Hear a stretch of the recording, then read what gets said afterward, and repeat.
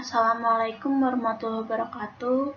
Perkenalkan, nama saya Agustinata Afriani dengan NIM 146 akan menjelaskan materi tentang hak menolak dan mematuhi hukum. Apa sih hak menolak itu?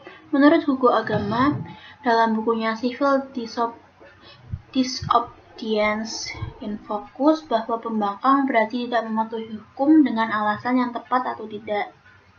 Sikap tidak mematuhi hukum itu sendiri merupakan isu politik yang kontroversial.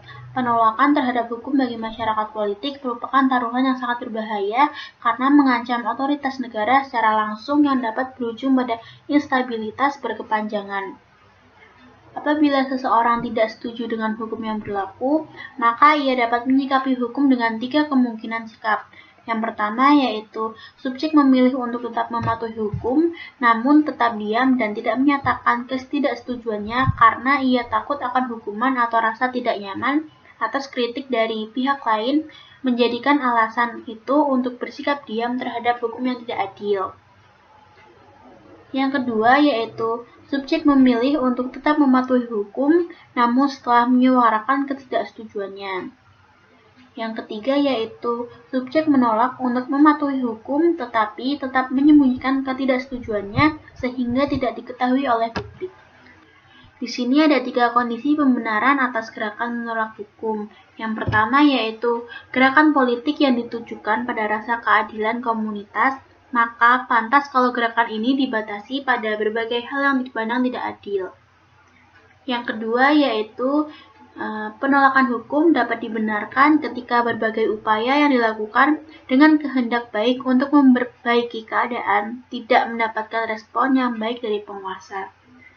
Yang ketiga yaitu tuntutan prinsip rasa keadilan, khususnya yang menyatakan bahwa setiap orang dalam situasi yang sama harus mendapatkan perlakuan yang sama.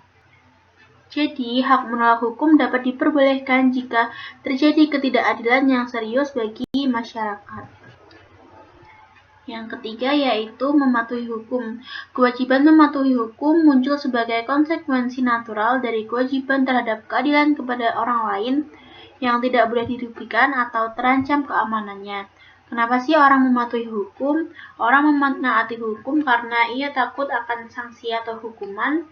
Dengan adanya sanksi itulah secara normalnya manusia pasti ada rasa takut karena kehidupan di penjara akan menjadi serba terbatas dengan aturan yang sangat ketat.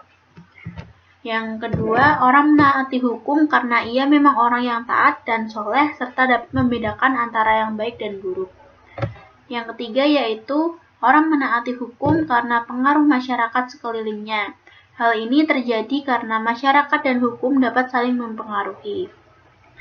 Yang keempat yaitu orang menaati hukum atau mengikutinya peraturan hukum dikarenakan tidak ada pilihan lain.